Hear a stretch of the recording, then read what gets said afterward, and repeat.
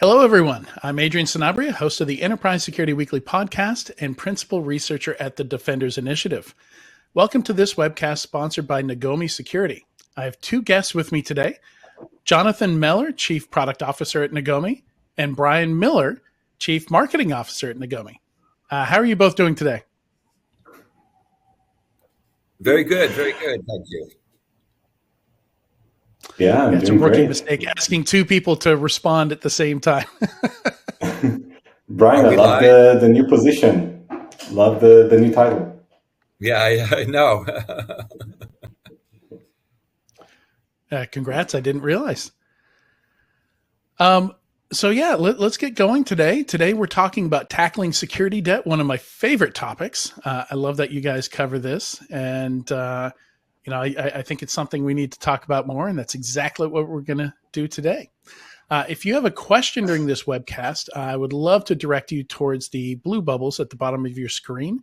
The one all the way in the left-hand side there, that is the general chat button. You can chat with the other attendees or chat with us via that button. And we also have a Q&A button down there, and you can click that and submit your questions. And we'll answer your questions throughout the webcast today. Just as you bring them up, I find it usually makes sense to answer those in the context of what we're talking about. So we'll do that. You can save them towards the end, but I can't guarantee that we're going to have time at the end to answer all the questions. So get them in when you have them. All right. And one other thing to check here. Yes, we do have one item in the handouts here. CISOs Investigate Cybersecurity Debt. Looks like a PDF we've got in there. You can download that at any time. That is the second to last blue bubble from the right. All right, and with that, I will be monitoring that chat from time to time as we go through the webcast today. And yeah, to kick off, talking about security debt, I think it makes sense to start off talking about the relationship between IT debt and security debt, because I believe they're very intertwined. So maybe let's see, who do we start with here? Let's start with Jonathan on that one. Sure. So I think, Brian and I had this discussion previously, and what I love about it is that we talk about this mentality where there's kind of this notion that you have two choices. You either own something or you disown it. And I think that that's not really how the real world is acting and behaving. And there's a lot of time this middle ground where you don't own something, but it's impact your role, it's impact how you view your responsibilities. And I think that's something that need to be tackled rather than just put to the side. And I'd love to hear Brian takes on that. Yeah, and I think that security debt, a lot of times we think about things that are undone. But I think a better definition of debt or technical debt, security debt, are things that prevent us from having the optimal outcomes we're trying to drive, whether it's security, whether it's IT or systems, because ultimately, if we let our systems get old, if we let our systems get unpatched and insecure, or we're running Windows XP or Windows 7, ultimately we're also going to have operational issues as well, and we're going to have a harder time delivering our solutions to our customers, which for most of our cases, the business. And the goal of the business is to be able to provide value to our consumers, and technical debt ultimately is something that hinders us in providing value to our consumers. Yeah, and I think that one of those key understanding, Brian, is how do we kind of communicate that, right? We have this responsibility. We're a lot of time being perceived as the cops when it comes to the security organization rather than the enablers. I want to hear a bit, how do you kind of describe this opportunity to kind of bring the business up to speed, get everybody into security mindset other than their quarterly questionnaires and, being pushed hard on when they're not acting properly? Yeah, I think for me, I start with, and I've lately have been really focusing on, what's the impact to the business? How do we deliver to the business better? How do we get there first? Gen AI is one of those things that we need to get there first so the business can leverage it and continue to evolve with the technology. Whatever crazy thing they need to do, security knows how to secure it. And looking at generative AI, for that to work well, your data has to be good. You have to be able to access all the data, have the right access control models. There's a lot of security debt around and technical debt around our data that's going to hamstring a lot of organizations from really leveraging uh, AI as a new and emerging business differentiator. I think also I help the business think about, as how do we think of how that as they allow things to fester, eventually their system's going to go down because of IT or security debt. They're going to, our goal is to keep people in business, keep ransomware out of their systems, make sure that the business is as effective as possible. Yeah, I imagine there's some myths around the savings associated with not replacing systems, right? Like like deferred maintenance on a car, right? Like, Yeah. sure, it'll keep going, but how much of those problems going to cost you in the future when it Yeah. eventually breaks down? Yeah. Yeah. I have a good example of that. One day we rolled out a new web proxy and solution, and our IVR went down. Everybody first thought it was security, and then they dove into the IVR, and we spent a whole lot of the IT staff on the phone 3 days, all weekend, and then they finally decided to just look at some of the fundamentals. Are the IP drivers for the network up to date? And things like that. And we ultimately found out the network drivers were like 12, 13 years old. We spent a whole weekend trying to get our IVR up, and being a healthcare company and serving our members, as insurance, that's critical. We have to be able to answer calls. It's mission critical. Well, something that wasn't done and left undone for 12 years ended up with a 3-day outage. For us, it was fortunately over the weekend when we have minimal calls. But if that had happened during the week, that would have been millions and millions and millions of cost. Wow, that's insane. Right. I And think, go yes. ahead. Yeah, I think a lot of time people don't understand the value of decommission something that is Yep. Yep. create a lot of so much positivity compared to just deploying new stuff. Like decommission something, create that same dopamine rush for the practitioner, for the people in the organization. Yeah. And one of the things Right. we've done over the past few years is really started an end of life program that puts in place a process that helps the business and IT begin to, in a disciplined, thoughtful way, buy down our technical debt and our security debt over time. And we've done similar things within our vulnerability management, getting the right process and procedures around shrinking your technical debt is critical. Yeah, and it's yeah, trying to remember the point I was going to make there. Something you said tickled something there, but um,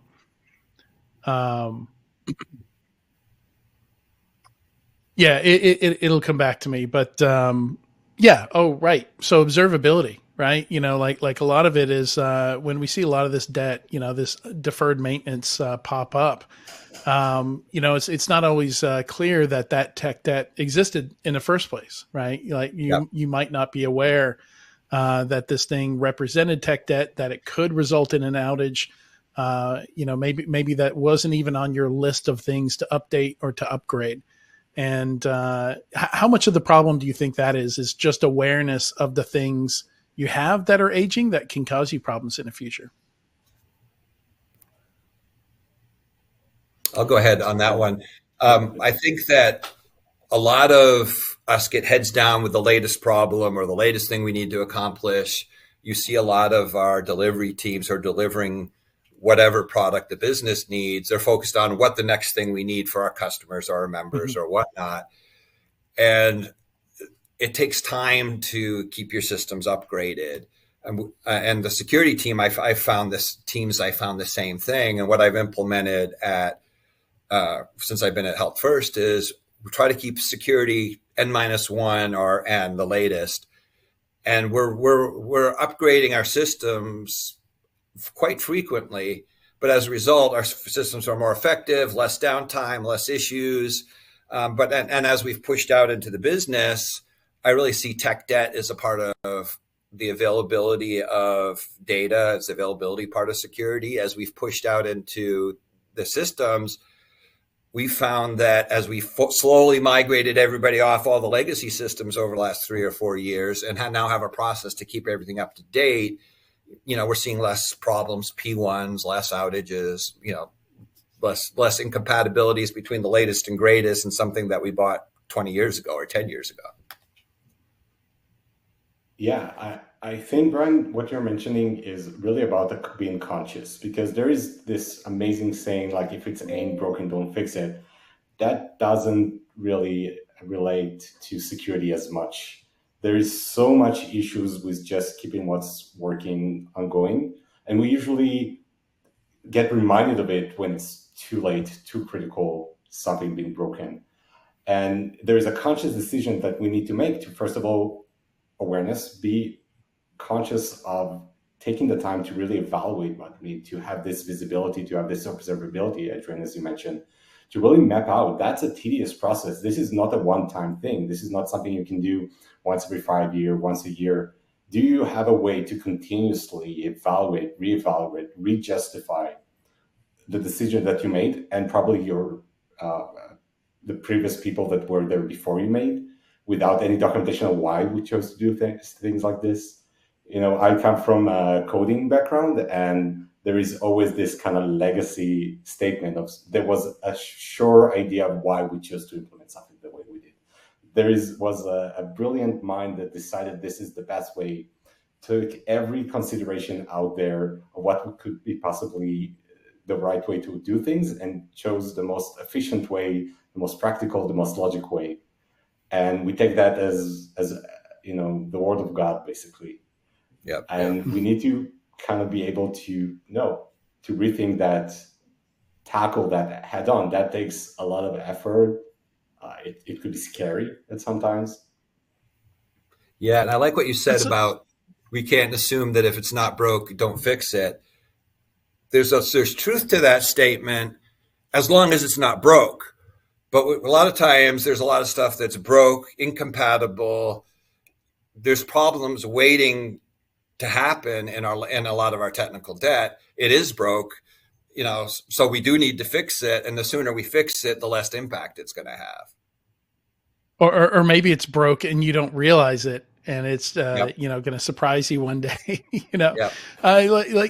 And I'm just going to commit to this car metaphor, this auto maintenance metaphor. But imagine applying that to brakes, right?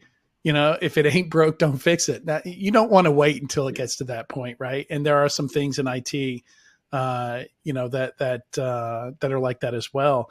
And in security, just to pull out an example, the Equifax breach. One of the reasons they didn't detect the breach when they were hit is their TLS inspection device had like 237 expired certificates that had been expired, some of them for as long as 18 months.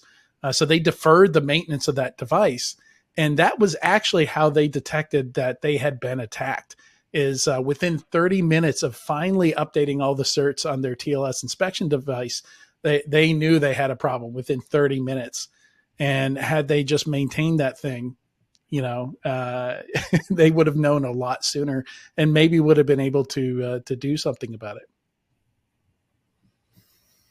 Yeah, we need to be careful not to be too much with a hindsight mentality. Like, we can always look at other people, other organization, and say, "Oh, we should have done it." But for the practitioner of us, Brian probably can relate. There's so many moving pieces, and I think one of the key area is, not to be overwhelmed. Is how can I find this kind of compass, this things that will light me on where do I need to focus my time, and have this visibility. Yeah. What are the key factors? And for me, it's always start from the business.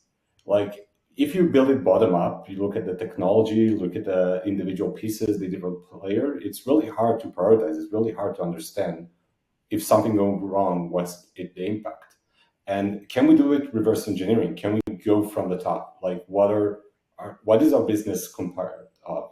What are the key aspects of it? What are the key resources? What does it mean to provide our offering to our customers, for some example? What are the moving pieces, and go from there? Because otherwise you will be overwhelmed. You won't be able to understand what's more important. Every light bulb will Yeah. start blinking once you start to look into things. So how do you prioritize? For me, it's from the business. Yeah, like a BIA is a great tool there. I always ask for a BIA, a business impact analysis, which is basically the business telling you, here's what's most important to us, and here's what tier it is. And each tier, like tier 0 is usually, we can't suffer more than an hour of downtime before it really starts to hurt the business. But then, that's usually very high level. So you've got to take that tier 0 item and say, okay, what are the things that can cause that to go down? And that can really be a rabbit hole. Like sometimes there's a certificate somewhere. Sometimes it's, server people don't realize is still running.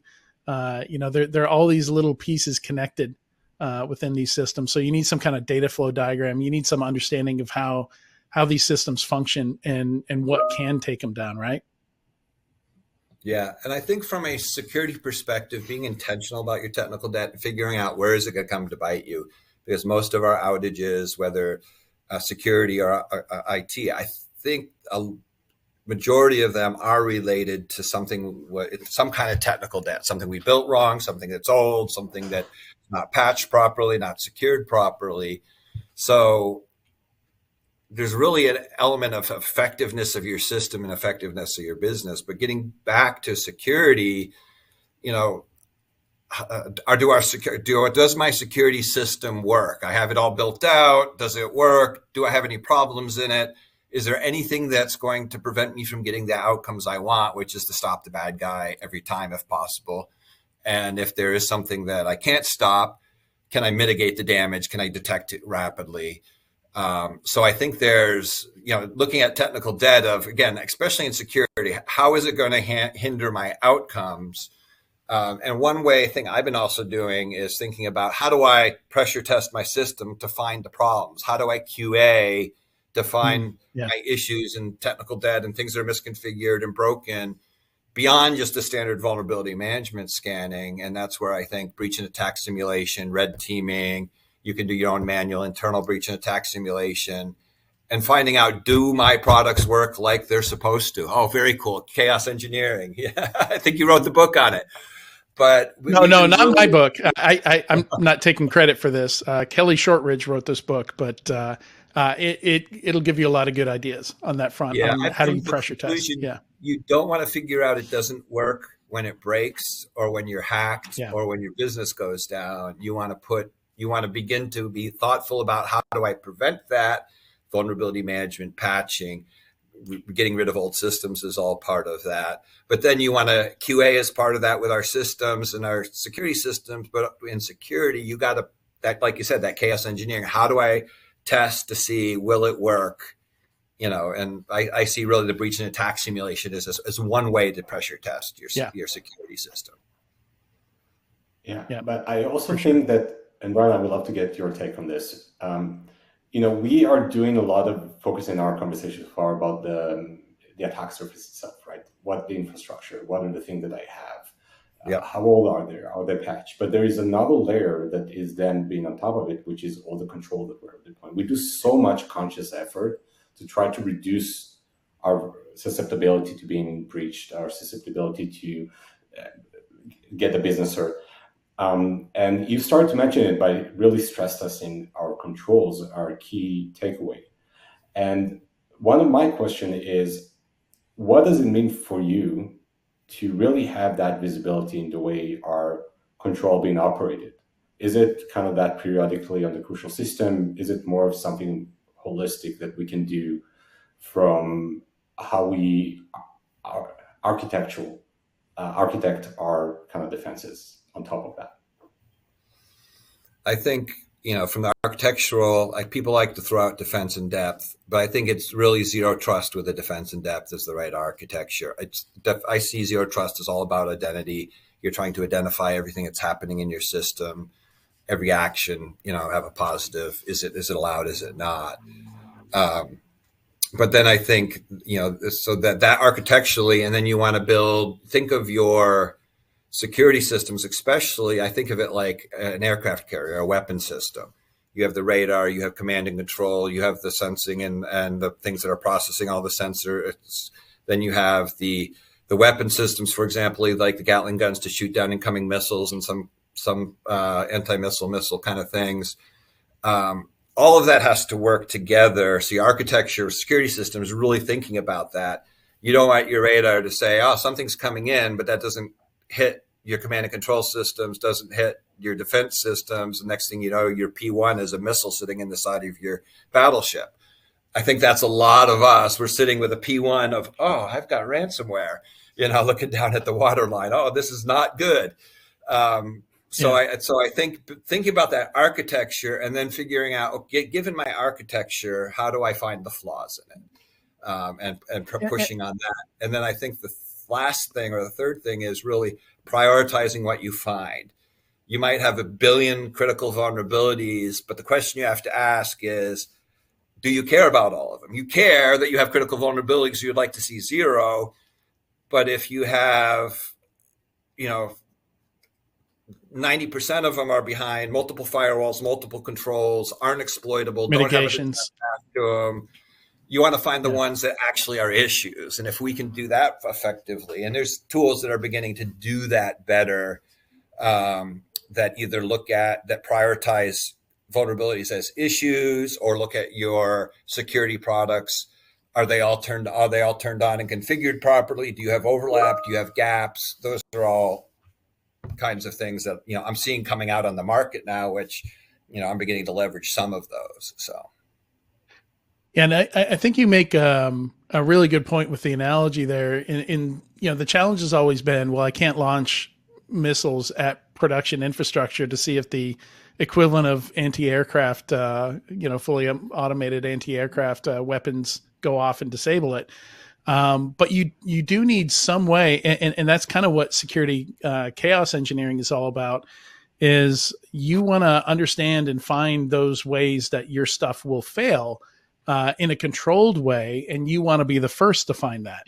You don't want the attacker to be the first to find these failure modes for your systems. So it's all about, you mentioned breach and attack simulation, finding safe ways to do this, right? More and more tools popping up. Sometimes it's as simple as, okay, someone created a new account and started doing shady stuff with it. Did the SOC see it? One level we have to worry about, did it get logged somewhere? Is that log even enabled? Is it possible to see it?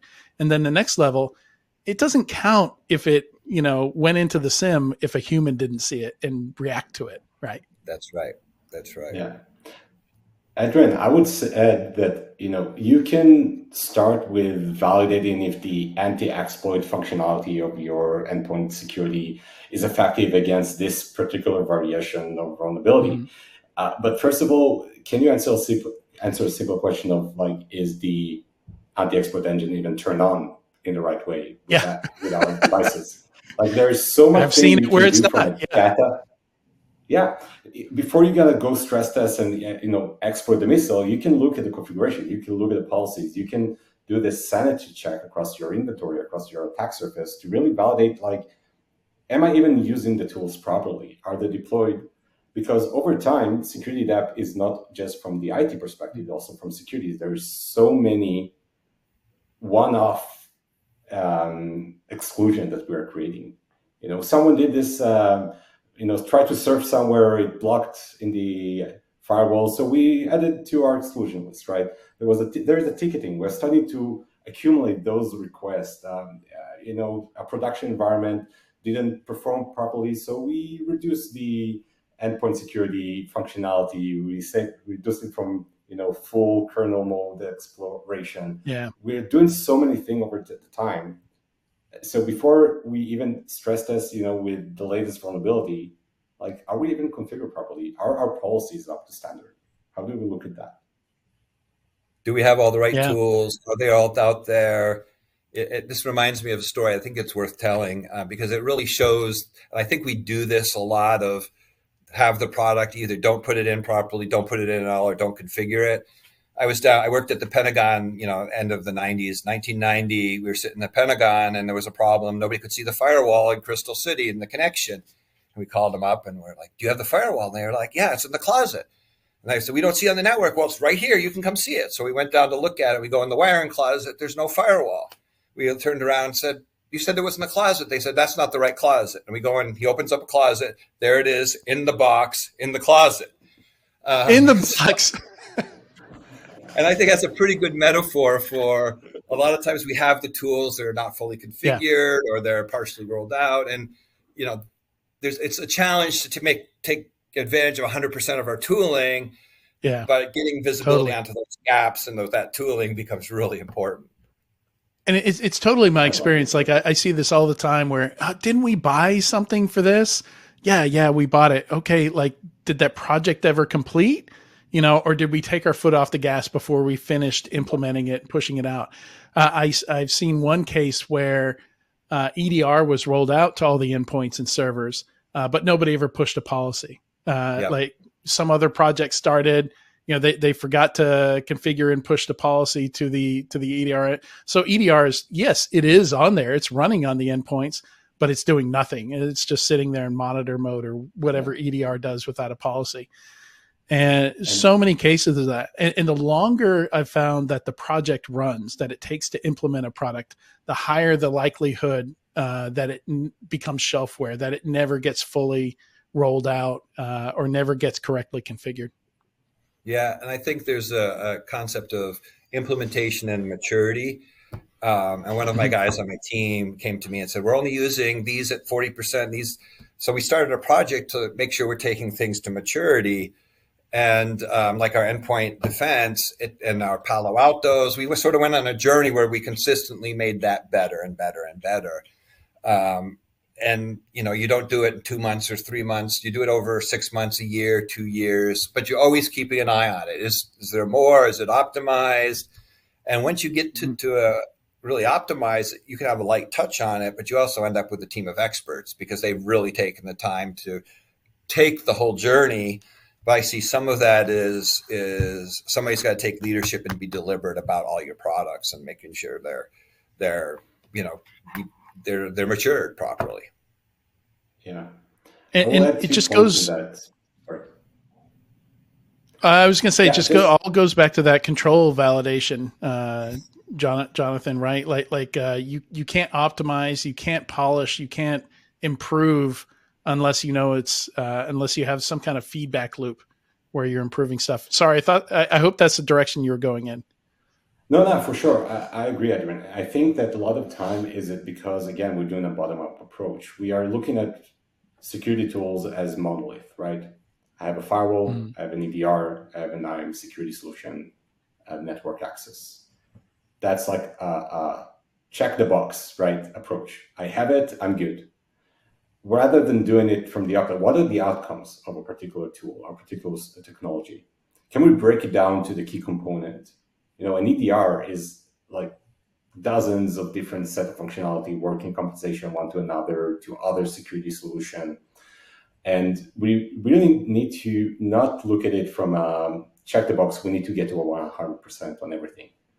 In my personal point of view is, can we identify what is that particular technology is contributing to our business, to our resiliency, and then make sure that we follow up on those particular capabilities. If we look at something like EDR, maybe we don't care about all the advanced logging of the network because we don't have the capacity to review them, but is the basic functionality of the endpoint protection, the anti-exploit, the anti-tampering, all those key components. If, for example, as Brian mentioned, like ransomware is a key concern of us, can we map out what is the key component? If we cannot turn on everything, and we can never turn on everything, it will hinder the business. It will hinder continuity.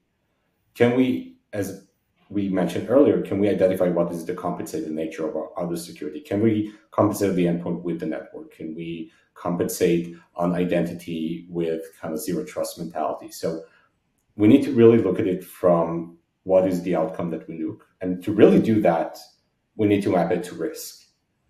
We are not just looking at technology because it's cool. We need to make sure that it goes back to help us reduce risk. And to do that, we really need to be proactive in the way that we are kind of understanding what is the risk to our business. A risk could be from a business point of view, or it could be from a threat point of view. But we really need to kind of reverse engineer it, decompose it to really understand what do we want to kind of make sure that we adapt and okay of letting go of everything else. Maybe we can Yeah. even reduce costs, right? If we don't use everything, we can reduce license as well, I, but make sure that the must have are there. I love that, Jonathan, and I think you hit on one of the key problems that cybersecurity has is we try and do everything all the time, right? You know that idea of letting go so that you can at least do something competently, right? You know, like there's a lot of okay, let's deploy a SIM. How do we deploy a SIM? Well, every single log we have from anywhere, we shove it all in there all at the same time, right? You know, or when we put the EDR in, we enable all the detections out of the box all at once. Okay, now we're buried. Now we're flooded with more information than we can ever go through or understand or utilize, and that puts us in a bad position. You know, that's why I think if you look at the typical ransomware case, it just looks like an okay pen test, right? It looks like your average everyday pen test. They're using Mimikatz. They're pivoting, internally. They're stealing creds and using admin creds in very shady ways. Like not even trying to be sneaky, and we're not seeing it. We're not seeing it happen because we're trying to see everything all at once. Yeah, and Yeah, that's I actually think that, yeah, this Brian. I was going to say it comes back to you. You were pointing out we look at firewall and we look at our SIM and everything, and then we want to look at everything from those pieces rather than what are we trying to accomplish and what's the architecture that allows us to see, can we see the key things that most ransomware attacks, the components they have, are we feeding those signals in, are we automating around that, right, or training our SOC or however we choose to do it. It's almost do less to do more. It's sort of the one of the agile principles is you do less so you do more, do less, finish more kind of thing. And it's really being really focused on, we don't want to have the SIM that has all the logs in the world. We want the SIM that can detect, that can help our people detect all the attacks. So it's I guess it comes down to don't create technical debt when rolling out new systems by just doing everything, because doing everything might not accomplish your outcomes. Yeah, and Adrian, I actually think that you raised the point about one of the biggest security data that we create, which is admin. Like Yeah. admins are, I think, one of the key areas when we let everything go wild. From the number, the accounts, what we restrict. I know so many stories about that admin that went to vacation in Thailand, revoked the conditional access policy so they continue the work, and they stay Mm-hmm. there. Access continuous login. We don't revoke authentication rights. We don't do it. Don't let me start on service accounts with admin rights. Like the Yeah. entire concept of having this master user that can do everything, and we just remove all limitation. I think you want to keep, like, I think 90% of ransomware attack will, and don't take me on that particular percentage, but is someone getting access to an admin account and then do whatever they want.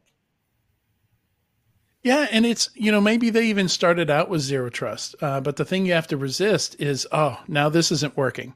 Well, the easiest way to get it working is just to all privileges. Now it has all privileges. And it works. Amazing.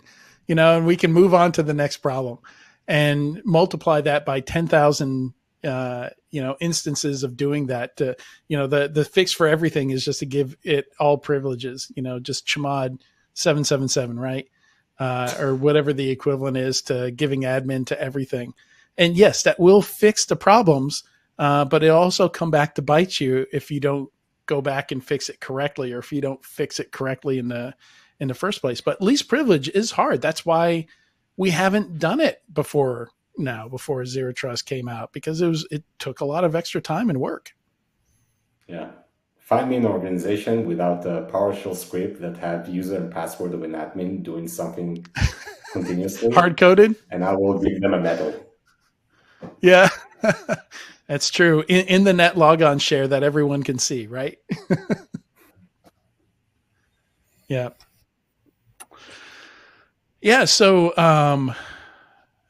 we talked about products, product overlaps, underutilized products. A lot of what we're talking about, there needs to be some kind of life cycle here, right? Brian, I think you mentioned early on talking about preparing for AI, and one of those is what's in that data that we're going to give this thing access to, and a lot of it probably shouldn't be in there. A lot of it maybe should have been deleted. And we've seen a lot of the fines that the FTC likes handing out these days is for hanging on to customer data for too long. Right. And then some of it you're legally required to hang on to, like there's legal hold requirements for 7 years and things like that, or indefinitely maybe. But you got to understand all that. And whether we're talking data or products, Brian, I feel like you need to, even before I'm deploying something, I should be thinking about decommissioning it. Right. Yep. Yep. For every new thing, the goal is to kill something else if you can, and I had a discussion with my team at one point. If we can kill two things every time we bring in one thing, that's even better. It helps you be more effective with your budget. And especially, I think we've gone through some generations of technology. AI has promised to do another generation of technology. So killing the old things and bringing on will help us manage our costs, but potentially give us better solutions if we have to go on the upgrade road. And then there's the data piece. Is it tagged? Is it labeled? Do we have the right access controls? A lot of it is basic blocking and tackling.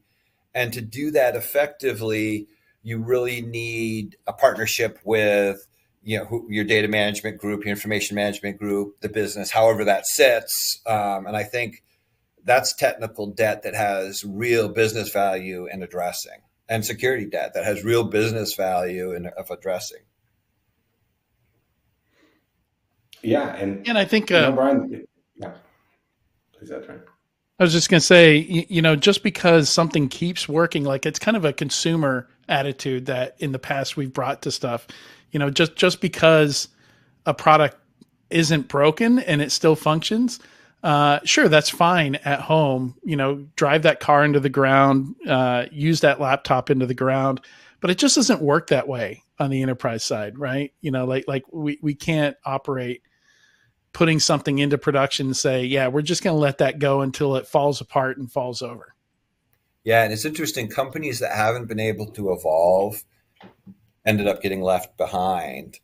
And I would say Blockbuster's technical debt was all of their old distribution method of videos. They needed to refresh and go to a streaming method. Mm-hmm. A year before they went bankrupt, or year and a half, or they had an opportunity to buy Netflix, and they said Netflix will never be a competitor with us. A year later, they're going bankrupt because of Netflix. And I think that's you see that in the 90s with IT and the computer and the personal computer, and up into the .com, you saw companies who effectively leveraged the new technology and the new opportunities had a competitive advantage. But to do that, you have to address your technical debt of the old way of doing things. Right. And in a way, they were correct, because Netflix was not a real estate company. Blockbuster was a real estate company. They had how many stores everywhere? Right. Yeah. And Netflix had no stores. Like, sorry, go ahead, Jonathan. Yeah, but so Brian, you work in an industry that is heavily regulated, right? Yep. And there is also a question of, when you are working, I work for a tech company, that we can do whatever we want. We answer to ourselves, but you don't answer just to yourself as an organization. And how do you what is your strategy to balance, okay, I need to tackle hands-on these new technologies, but keep in mind also the responsibilities that I have as an organization that is responsible for very sensitive data, for customers' satisfaction. So how do you approach that? Yeah, I've been where I'm at for 10 years, over 10 years now, but I started out with compliance doesn't equal security. Compliance is the foundation of the home. Just because you have the foundation doesn't mean it's ready to live in. Compliance gets us to sort of, here's the bare minimums to play the game. Now you have to make all your compliant controls as effective as possible. So compliance becomes, and the regulations and everything becomes sort of a framework that helps inform what does the industry see as the most important things, like New York State Financial Services, MFA, a well-documented program, training, vulnerability management. Those are all good things. They inform what are the pillars that I really should now take and beyond compliance to being effective, where I'm stopping the bad guy, I'm reducing system outages, I'm getting the right security and IT outcomes. I think it's, in some ways, it's helpful to be in a regulated industry because the regulations basically say everything we as security experts say, this is what you need to do to be effective. So it helps communicate to the business. I think people recognize the value of it, and it gives you a starting point on which to really build an effective system and then also a resilient system. Can you handle, unknown unknowns, but can you make it as effective as possible against all of the known tax techniques and so on? Yeah, and It's I think no a lot longer of optional. time there's a mistake that has been done that we look at it as a goal other than a mean. Like a lot of organizations start to look at the compliance as, okay, this is the ceiling, this is the top, this is what we've been judged and measured on. So that's where I'm going to aim, instead of looking at it as something that is really there to help us guide us to the next level. And we basically put a fictional ceiling on top of where we are at. And I think that also can give a false sense of security to companies and to leadership. Oh, we're compliant. We're high trust compliant. We're SOC 2 compliant. We're NIST compliant. That means you have the right components and the right things going on. It's like my car passes inspection, but it's a 65 DeSoto. It's not going to get me very far, or whatever it was. It's probably not as effective as it should be, I see them as two different goals in cybersecurity, right? Like you've got, the GRC stuff you've got to do, and you've got to be able to detect and stop attacks and things like that. Like they're both things you have to do with kind of different purposes. One is creating some kind of trust, and credibility that you're updating systems, you're managing systems well. You're showing the skill of not accumulating tech debt and things like that. Yeah. And on the other hand, some of that will also help with the, stopping threats and detecting threats and that kind of thing. But I find it easier to think of them as two separate goals, right? Otherwise you get kind of stuck in this, I hate compliance because it's not security and it's getting in the way. It's just two separate things you got to do is the way I think about it. I think that's actually Go ahead. Yeah, I actually think that's the root of all evil, basically, because you actually separate the house into two different entities that don't have communication. GRC and security are run separately. They don't have communication to work together, and that kind of also create a lot of that kind of blaming game, and that zero accountability at some aspect. That's my personal take. I think we should aspire to actually consolidate those two. Like, how can you communicate? How you can say, I'm doing something from the security point of view. What's the risk or compliance aspect? And the other one, if I want to be in a better position against my risk or to be able to be more compliant, what are the action items that I take from security or IT side of the house? Like, how do you create this continuous conversation and communication is something that a lot of organizations just decided not to do. Just let it live as two separate entities, sometimes reporting to two different executives in some aspects. So that's my personal take. Maybe it's a hot take. I don't know.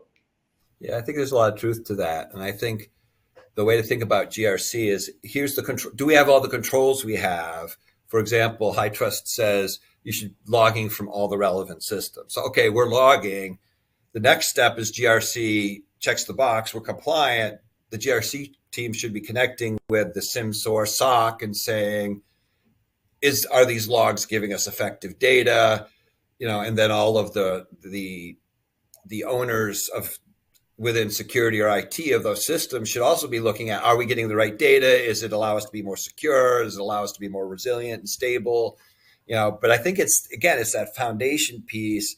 And, you can build your house on the ground, but it's much better if you have that foundation informing the rest of the structure. And I think security builds on, yes, we have the logging. Now we're going to take those logs and do something effective with them and put automation around them.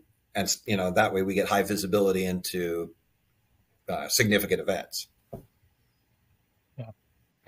And just a quick correction, it has slowly dawned on me. I don't know why, Brian, you were in my notes that way, but you are a CISO clearly, not working for Nagomi. I introduced you as the chief marketing officer. No idea how that happened. I apologize. That's fine. That's fine. Yes. Yes, I've been a CISO, and I did consulting for Booz Allen Hamilton 15 years before coming to my current job, which I've been at for about 10 years. So it's been an interesting journey. And this is when you really come down to it, a lot of what we do touches on tech debt here and there. So it's a fascinating topic. So something else I want to hit on before we wrap up here, and if anybody has any questions, there is still time to get them in. I think we got 13 minutes before we absolutely have to shut everything down. So get in those questions. But I feel like in cybersecurity, and we've touched on this throughout the conversation here a little bit, we have what I call busy work generators, right? Because the security product exists and because it vies for attention, it creates alerts, it makes noise. We spend time on it, but I feel like often there's no concept of, okay. And I've seen many organizations like this where one person is assigned to the SIM, one person's assigned to the IDS, one person's assigned to the WAF. They come in, they log into those respective systems, they click things, they log out, and they go home. And they never once ask, is this helping? is this getting us anywhere? Right? Like, how does that hit you, Brian? I would say if that's the way you're doing things, you have built-in technical debt, because I don't see how you can have people looking at everything and not understand the big picture. You've got people looking at your radar saying, "Oh, there's missiles coming in," but they're, hopefully they pick up the phone and hopefully you react fast enough. What I've done over the years is really we started this sort of machine learning automation thing around 2016, but we really looked at products, CrowdStrike, Varonis, CyberArk, whatever, a lot of the big names. They're alerting and monitoring, using their machine learning, having them send only high fidelity alerts into our logging. And then we've built our SOAR out around that. And then in our SIM, we're basically doing pre-processing and dropping probably 20,000 events. We start with billions a week. We're going down, dropping about 20,000 and pre-processing that anybody who's just sort of turned the crank sock is going to go, oh, this is a false positive, this is false. We have our SIM doing that. Then it goes into our SOAR for another 5,000 to do some of the hard work. And we have about, a ton of playbooks, 150 or more. And then out of that 5,000, you're getting down to 50 to 100 events a week that are going to my SOC. And I have a really tight, small, high performance SOC. But it's getting that, it's the noisemakers. You don't want noise going to your people. You want your machines bringing together that noise, filtering out the noise, filtering out the false positives, and then giving people a reasonable amount to do. And that's really the effectiveness. I'm compliant. I have all the systems, but effectiveness is, am I tying them together so my output is such that somebody tries to do remote code execution on my SFTP server, I detect it, quarantine it, see if it's a problem, get it back up and running in an hour or two, kind of thing. Or somebody drops a malware on an endpoint, I know about it, I know my endpoint protection stopped it. We can quarantine it if we need to. You've got to get to that rapid turnaround. Otherwise, you have a lot of people doing a lot of busy work. Yeah, I think in general, that's for every leader, not in just in security, there's a question that you need to start today. Like, are my people working on the most important things? Are they moving the needle? And there are a couple of questions you need to then ask yourself as follow-ups, like what good looks like, How can I Hmm. know? And what can I do to help? And the idea of what good looks like is something that I think we are putting to the side, and that creates a lot of busy work because we can work so hard but practically do nothing if we don't have this kind of way to measure, are we Yep. doing the right things, what good looks like. Yeah. Yeah, we do tend to try to work longer, not more effectively, which is, Yeah. a big problem. And that's part of burnout that happens within, security teams and such. Harder, not smarter. Yeah, Yeah. for sure. Yeah, it's something I do a lot of advisory work for enterprises, and I was having vulnerability management isn't a very common conversation I have, and somebody was talking about like the number of assets they had and the amount of vulnerability information they had just didn't match up, didn't make sense. And I was like, "Can you share your screen?" They were describing this Excel like process they had going on, and so they share their screen, they share these Excel spreadsheets, and I can clearly tell from the names of these hosts that these are web servers exposed to the public internet. But they're running cups, they're running printing services. So immediately I realized, oh, okay, I see what's happened here. These are default Red Hat enterprise server installations. Nobody's shut down any of the unnecessary services. Nobody's removed any of the unnecessary software. These things are running cups. They're probably running all kinds of other stuff that Red Hat just runs when you just default install the operating system out of the box, and no hardening has happened, right? There's probably about 20,000 packages you can remove from all your Red Hat enterprise systems, and vulnerability management's going to look a lot less messy once you get that done. Yep, absolutely. Yeah, that takes time. Yeah, and I It think that does. It does. Well, one of the things it's to that your point, Brian. You have to realize, you have to have that big picture to realize, oh, like there's a very obvious problem here that would save me a lot of pain. But, you know, you've got to have the right experience and the right people looking at those sorts of things to have that realization. yeah, and I think also having taking the long view, how long is this really going to take? I remember when we started our end of life project, one of my team members, she was running it, and she came back. We were talking about it recently. She said, "Oh, I thought this would be done in 6 months to a year." 4 years later, we've gotten most of the initial stuff done. We've got a good process that's getting ahead of the game, but it took a long time to build that, mature it, make it effective. And whether it's your SIM or your vulnerability management or whatever, I think that's the other thing is we're not going to get there by burning our teams out. We will and deal with all this debt and all these things we need to do. You really have to say, some of the things we're talking about prioritizing and really identifying what do we need to fix, what are our big rocks, and then putting that on a long enough timeline. Identity management, if you're putting in something like a CyberArk or Okta or whatever for your enterprise, those are going to take years to really get to where you're locking up all your secrets and code and um, you know, administrator accounts and machine accounts, but giving yourself a long enough time frame to continually make the problem smaller. I think that's how we really have to think about technical debt and security is, are we continually making the problem smaller? Are we becoming continually more effective? Are we raising the bar in compliance by being more effective? And I think that's what gets us there. Slow and steady wins the race. And then when you have to So surge actually, and do crazy long days to deal with something, your team can, but that's not life, hopefully. so Brian, actually, you had the rare opportunity to be at the same with the same company and watch it evolve and mature. Yep. That's a rare in the industry. And my Yeah, I was question going to to say you, the what average would CISO be, tenure is not 4 years, right? yeah. Yeah. So what would be kind of your playbook or your recommendation for someone that is just starting, their new role or getting to an existing organization with a lot of pre-existing security? How would you kind of recommend taking those first steps to really establish and understand what the hell is what's going on in this organization at this Yeah, time. I think, part of this is I didn't feel like I was really fully effective until at least 5 years. There's a certain amount you build your reputation, and then when you meet with people, they know who you are, what you're about, and if it's a good thing, that carries you forward and breaks down walls, and you just start getting things done. But when I first came in, the first year, 2 years was really addressing the immediate things in front of me while putting a long-term 5, 10 years vision. Really, the 5 years is about as far as you can go, and identifying what are the things that I do which will minimize the most amount of risk, that will buy down the most amount of risk, and just go after those things one at a time.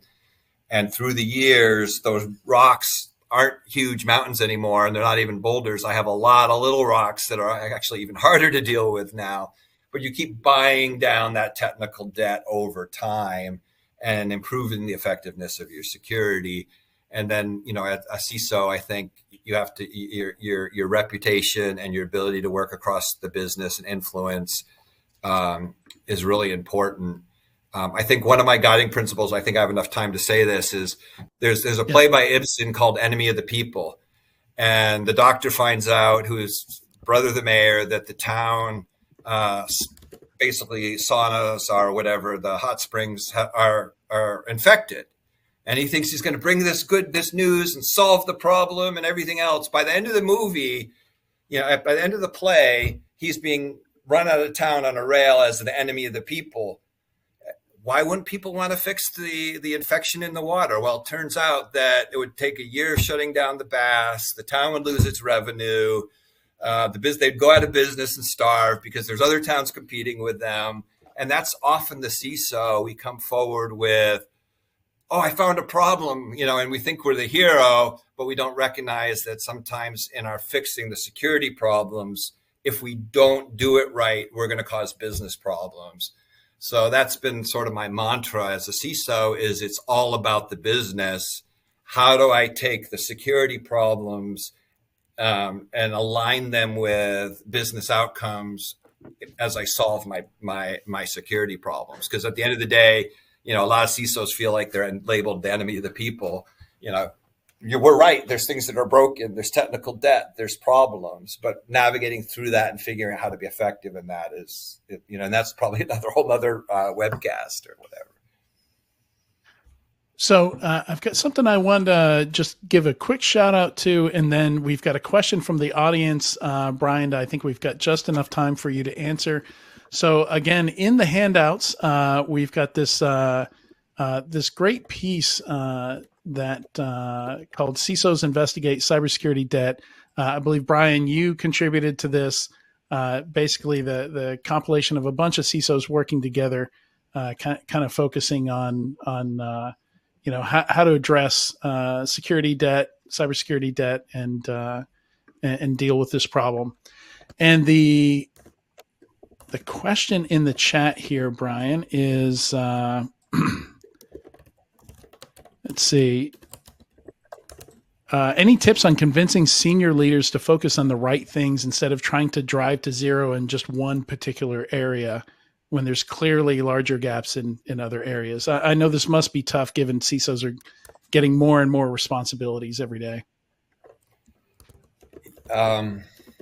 That's a pretty big topic. How do you get senior leaders?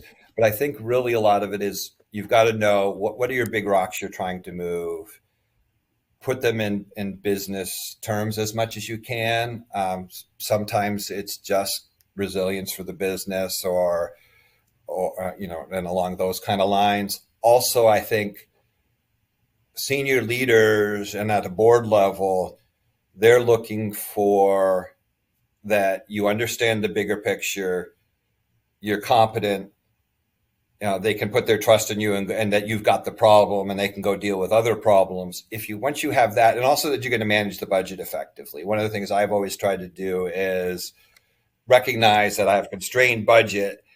Everything I do, try to have impact on.